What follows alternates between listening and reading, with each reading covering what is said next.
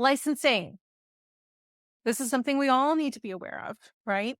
So some of the tools are non-commercial, meaning you cannot generate stuff from it and then use it as something that you can have people purchase, right?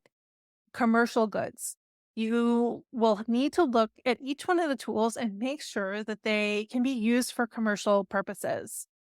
This is one of the reasons why I never really got into some of the tools. Like Bing for a while, I believe was non-commercial. I need to look into it and see if you can use it for commercial purposes now. So there were a few, and then was it Dolly?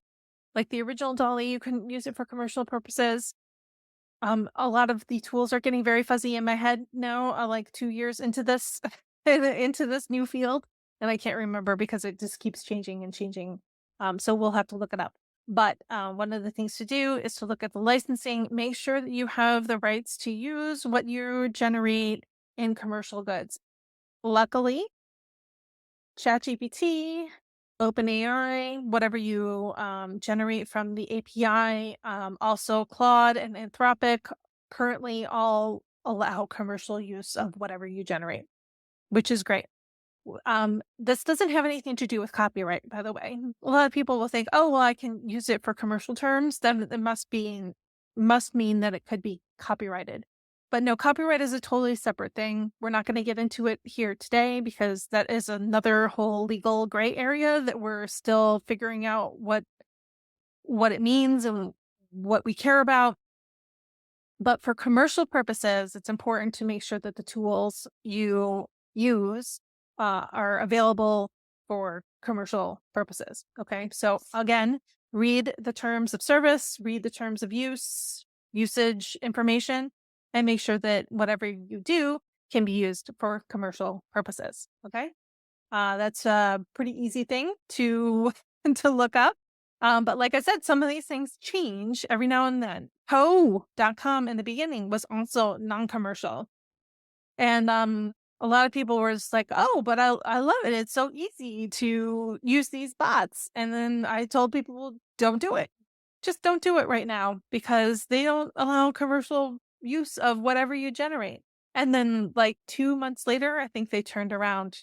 They changed their policies and then things got better. Like you could use it for whatever you needed to. So it's best to like check the policies and then I actually go back and check them again after like a month or two, find out if they've changed their tune, find out if they've changed their policies. And then this way, you know, you'll be up on all of the newest stuff that's coming out and the new tools, right? You will also sometimes get emails from some of these companies saying, hey, we've changed our terms of use.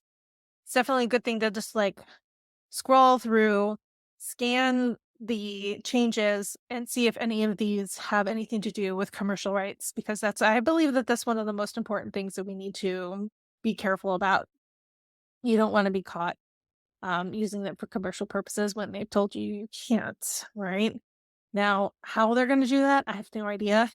I'm going to guess that there might be some sort of legal case at some point that will set all of this, but right now it's also another nebulous area that we're not really sure about. But the very least we can do is just check the policies and make sure that we're abiding by them before going forward. Okay. Has there been any questions at all yet on licensing and understanding restrictions and content policies? This is a good time for me to stop and take a sip of coffee.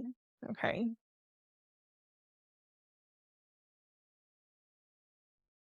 My dog has given up on trying to play, and now she's just laying here next to me.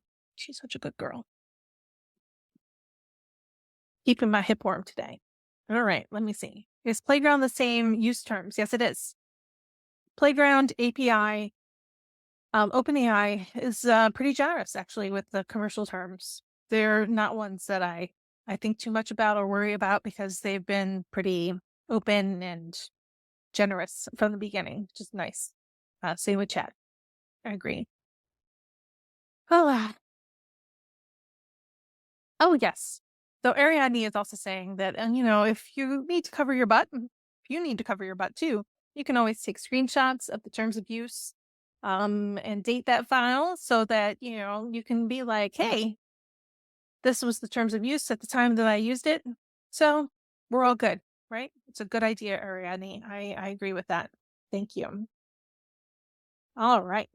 All right, let's talk a little bit about some. Oh, and then, sorry, before we go on, Ingrid is also asking about making your fine tunes. This also lies under their terms of use as well. So you should be fine with that as well. Think there's a happy thumbs up for you guys. Okay, I have a lot of tabs open.